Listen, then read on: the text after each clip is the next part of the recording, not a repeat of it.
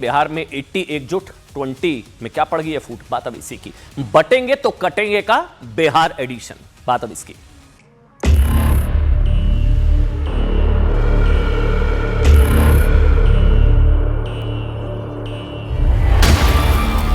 आज इंडी गठबंधन के 3 और बंदर आ गए। ये 3 बंदर पप्पू, टप्पू और अप्पू के नाम पर। तो हनुमान जी का अपमान कर रहे हैं, योगी हैं। सोचिए योगी हनुमान जी का अपमान करे, अब इसमें क्या ही बोले, जनता देख रही है। को लेने और एक्सट्रीमिस्ट की कोई जगह नहीं है। आप उनको एक्सट्रीमिस्ट कह रहे हैं ऑन द रिकॉर्ड? हाँ, एक्सट्रीमिस्ट की कोई जगह नहीं।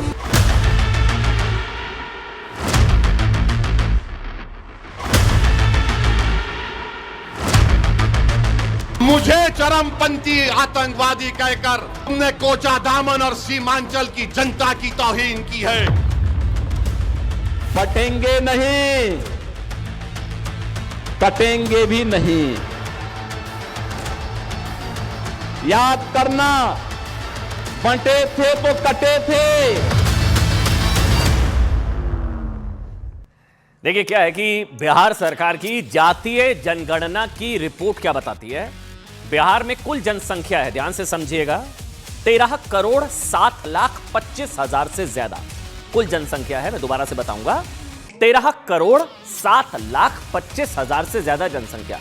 इसमें से 53,000 के करीब लोग जो हैं वो बिहार से बाहर रहते हैं। तो फिलहाल हुए 12,53,00,000, 12,53,00,000 से ज्यादा लोग बिहार में रहते हैं। इसमें से लगभग नीचे बीच वाला कॉलम पढ़िए, 81% लगभग 10,71,00,000 हिंदू हैं। अब योगी जी की एंट्री हो गई है, बटेंगे तो कटेंगे का बिहार एडिशन लॉन्च हो चुका है। 10,71,00,000 81%, और नीचे 17% मुसलमान हैं। ये हैं 2,31,00,000 मुस्लिम आबादी। अब आप कहेंगे मुझे ये बताने की जरूरत क्यों पड़ रही है कि 81% हिंदू हैं। 81% बिहार में 10,71,00,000 हिंदू हैं, 10,71,00,000। आप कहेंगे मैं ये क्यों बता रहा हूं, क्योंकि साहब महाराष्ट्र के बाद अब बटेंगे तो कटेंगे का बिहार एडिशन लॉन्च हो चुका है। पूरी खबर समझिए। हरियाणा और महाराष्ट्र चुनाव में बटेंगे तो कटेंगे के जिस नारे ने गेम चेंज कर दिया था ना, हरियाणा में कमल खिला, महाराष्ट्र में चुनावी गेम बदल कर रख दिया था, बटेंगे तो कटेंगे, और बीजेपी को बम्पर जीत दिलाई थी जिस नारे ने, योगी के उस नारे की बिहार में एंट्री हो चुकी है। आज की बहुत बड़ी खबर है, वो भी तब जबकि बिहार के चुनावी रण के पहले चरण में अब सिर्फ 60 घंटे रह गए हैं, शायद संभवतः रात के 8 बज रहे हैं। इस हिसाब से अगर देखा जाए तो 60 घंटे बाद पहले चरण का मतदान, बटेंगे तो कटेंगे का बिहार एडिशन लॉन्च। बिहार के दरभंगा में योगी आदित्यनाथ ने बटेंगे तो कटेंगे का बिहार एडिशन पेश किया। योगी आदित्यनाथ ने वोटर से क्या कहा, याद रखिए, बटे थे तो कटे थे, बटेंगे तो नहीं, कटेंगे नहीं। अगर बटेंगे नहीं तो कटेंगे नहीं, एक रहेंगे तो सेफ रहेंगे। योगी आदित्यनाथ कोट अनकोट ये उन्होंने कहा है साहब। इसके बाद योगी आदित्यनाथ यही नहीं, फिर वो पहुंचे बिहार के मुजफ्फरपुर। वहां पहुंचे, वहां पर भी चुनाव प्रचार जब करने पहुंचे तो उन्होंने वहां पर भी उसी नारे को दोहरा दिया। योगी आदित्यनाथ ने कहा ये वही बिहार है जहां जाति के आधार पर हिंदुओं को लड़ाने की, समाज को बांटने का एक खतरनाक गंदा खेल खेला गया। 81% हिंदू हैं बिहार में। योगी आदित्यनाथ ने कहा हिंदुओं को बांटने का, जातीय के आधार पर लड़ाने का, जाति विद्वेष फैलाने का एक बहुत ही गंदा खेल हुआ। आरजेडी के शासन में 60 से ज्यादा जातीय नरसंहार हुए, हिंदुओं को लड़ाया। त्योहारों से पहले दंगों की आड़ में माहौल को बिगाड़ा गया। इसलिए बिहार की जनता को याद रखना चाहिए, बटेंगे तो कटेंगे, जातीय नरसंहार 60 से ज्यादा, क्योंकि आप बटे। योगी आदित्यनाथ समझा रहे हैं इसलिए एक रहेंगे तो सेफ रहेंगे। मतलब जिस नारे की जबरदस्त चर्चा के बाद बीजेपी ने हरियाणा जीता, महाराष्ट्र जीता, उसका राजनीतिक प्रयोग अब बिहार में शुरू हो चुका है। अब इस नारे का सीधा कनेक्शन महागठबंधन से है। क्यों? इस नारे से सवाल है कि क्या बीजेपी विपक्ष के जातिवादी चक्रव्यूह का, हिंदू एकता से उसको काटने की तैयारी कर रही है। और कोई क्या कहता है, बिहार में बहुत जातिवाद है, यही होता ना, गठबंधन के नेता या सारे लोग क्या कहते हैं, हिंदू बटा हुआ है, हिंदुओं में इतनी जातियां हैं, ये जाति ये मेरे साथ, ये जाति उसके साथ। तो जो जातीय चक्रव्यूह है, क्या बीजेपी हिंदू एकता के कार्ड से उसको काटने की तैयारी कर रही है? अब क्योंकि माना जाता है, एक और चीज, आंकड़ा एक और मैं आपको दिखाता हूं, ये जो टोटल 81% मैंने आपको बताया था ना, 81% हिंदू, यही मैंने बताया। अब वो जातिगत समीकरण जो है उसके हिसाब से, जाति जनगणना की रिपोर्ट के हिसाब से 81% में ईबीसी है 36%, ओबीसी 28%, एससी एसटी 19 और सवर्ण 18%। ये ब्रेकअप है 81% हिंदू का। लेकिन अभी तक 81% हिंदू जनसंख्या को अगड़े पिछड़े, ओबीसी, बैकवर्ड, यादव, दलित, महादलित में बांटा जाता है। नतीजा ये हुआ, हिंदू वोट बट जाता था, लेकिन 17% मुस्लिम वोट एकजुट, एकमुश्त होकर किसी भी पार्टी को जीतने या हराने की कोशिश करता था, उस स्थिति में रहता था, वो नहीं बटता था। माना जाता है कि बिहार में जातिवादी राजनीति का सबसे बड़ा फायदा आरजेडी को मिलता रहा। हालांकि तो 20 साल से तो वनवास है, लेकिन फिर भी मिलता रहा था, क्योंकि ओबीसी में आने वाले करीब 14% यादव, 14% यादव आरजेडी को एकमुश्त वोट दे देते थे।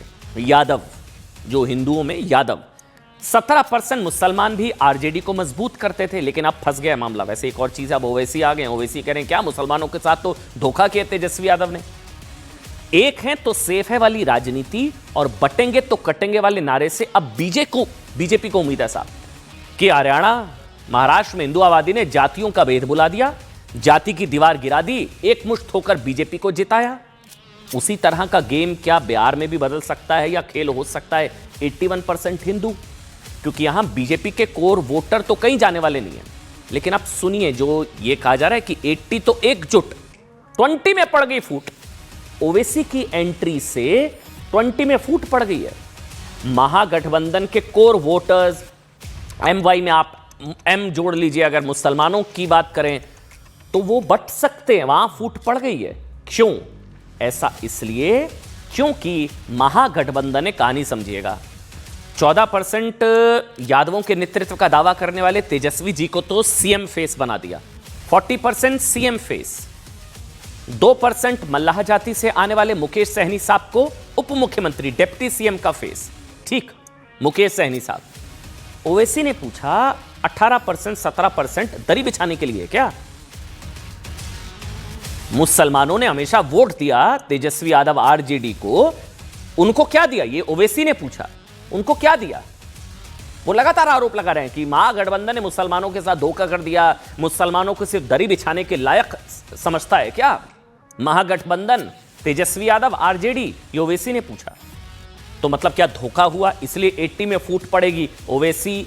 अच्छा, एक और चीज समझिएगा, ध्यान देने वाली बात यह कि खतरा बीजेपी के वोटर्स के कटने का उतना नहीं है अब, बल्कि उधर 20 में फूट महागठबंधन के मुस्लिम वोट के बटने का है। क्यों?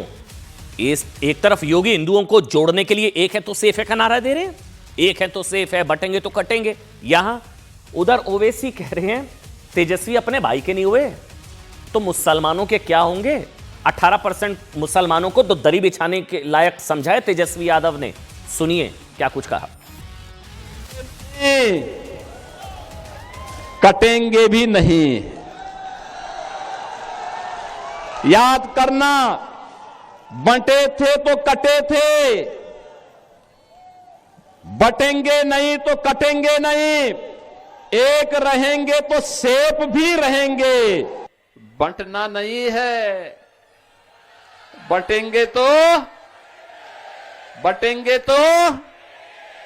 एक रहेंगे तो सेफ रहेंगे, एक रहेंगे सेफ रहेंगे।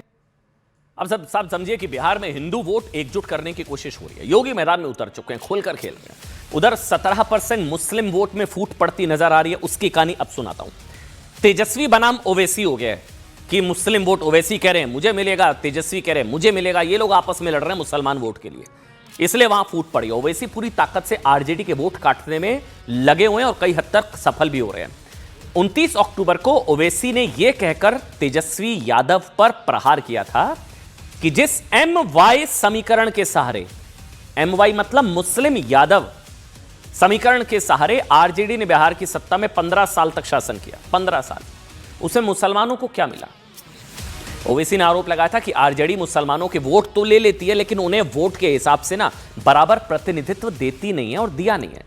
ओवैसी ने सवाल उठाया था कि अगर मल्लाह का बेटा उप मुख्यमंत्री बनवाया जा सकता है तो मोहम्मद का बेटा मुख्यमंत्री क्यों नहीं बन सकता। मल्लाह का बेटा डिप्टी सीएम, उन्होंने पूछा मोहम्मद का बेटा वो क्यों नहीं बन सकता। अब ओवैसी ने तेजस्वी के उस बयान पर अटैक किया जिसमें उन्होंने दरअसल एक्सट्रीमिस्ट, चरमपंथी बता दिया था ओवैसी को। तेजस्वी ने ओवैसी को एक्सट्रीमिस्ट, चरमपंथी, एक इंटरव्यू के दौरान तेजस्वी यादव से सवाल पूछा गया था कि जब वो सेकुलर ताकतों के साथ मिलकर बीजेपी से लड़ने की बात करते हैं तो फिर असद ओवैसी को क्यों नहीं शामिल करते हैं। ठीक, अब इसके जवाब में तेजस्वी ने कहा महागठबंधन में एक्सट्रीमिस्ट यानी कि आप कह लीजिए कट्टरपंथी या चरमपंथियों की कोई जगह नहीं है, चरमपंथियों की। अब यही पकड़ लिया ओवैसी साहब ने, कह रहे कि मुसलमान ना आपके लिए चरमपंथी हो गया, मुसलमानों के वोट लेंगे। इसी बयान पर आज किशनगंज में चुनावी रैली के दौरान असद ओवैसी ने जमकर हमला बोला। उन्होंने तेजस्वी यादव को चुनौती दी कि वो एक्सट्रीमिस्ट को अंग्रेजी में लिख कर दिखा दे। खैर ये अलग टॉपिक पर चले गए ओवैसी साहब। ये उन्होंने कह दिया कि वो उनको लेकर अलग से बहस होती है, 9th वाली सारी बहस तेजस्वी यादव को लेकर। ओवैसी ने कहा एक बार लिख कर दिखा दें, अंग्रेजी में एक्सट्रीमिस्ट लिख कर दिखा दें। ओवैसी ने कहा कि दाढ़ी टोपी वाले को, नमाजी को, अल्लाह की इबादत करने वाले को चरमपंथी कहते हैं। तेजस्वी ये शब्द पाकिस्तान से उठाकर लाए हैं।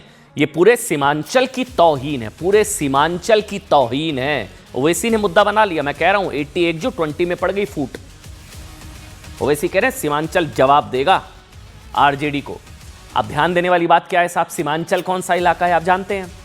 सीमांचल वो इलाका है जहां करीब 45% मुस्लिम आबादी, 45%। ये इलाका पहले आरजेडी का गढ़ माना जाता था, लेकिन 20 के चुनाव में खेल हो गया। 2020 ओवैसी की पार्टी AIMIM ने सीमांचल की 5 सीटें आरजेडी से छीन ली थीं। 5। मैं बार बार कह रहा हूं बहुत गंभीर मामला हो गया आरजेडी के लिए ये। और इस बार भी सीमांचल में आरजेडी AIMIM के बीच कड़ी टक्कर मानी जा रही है। 20 में पड़ गई फूट। इस बीच ओवैसी ने तेजस्वी पर यह कहकर प्रहार किया कि वो दाढ़ी टोपी वालों को एक्सट्रीमिस्ट, पहले तो अंग्रेजी में लिखकर दिखाएं तेजस्वी यादव, एक्सट्रीमिस्ट ये पूछा ओवैसी ने, और चरमपंथी मानते हैं, समझते हैं। सुनिए। मीडिया को इंटरव्यू देते हुए सेक्युलर फोर्सेस साथ हों तो वो उन्होंने तो सबसे कहा बार बार कि हमने तो बहुत खत लिखे, हमने कहा कि वो हमको ले लें। एक्सट्रीमिस्ट की कोई जगह नहीं है। आप इनको एक्सट्रीमिस्ट कह रहे हैं ऑन द रेकॉर्ड? हाँ, एक्सट्रीमिस्ट की कोई जगह नहीं। तो तेजस्वी ने कहा कि ओवैसी, क्या कहा उसने, ओवैसी एक्सट्रीमिस्ट है, चरमपंथी है, इंतहा पसंद है, दहशतगर्द है। आप बताइए हमको, हम तेजस्वी को बोलेंगे बाबू एक्सट्रीमिस्ट को तुम जरा अंग्रेजी में लिख के बता दो।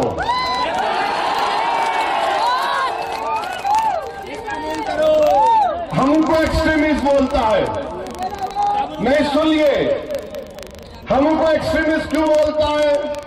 इसलिए बोलता है कि मेरे चेहरे पे दाढ़ी है, सर पे टोपी है, मैं नमाजी हूं, मैं अल्लाह की इबादत करने वाला हूं।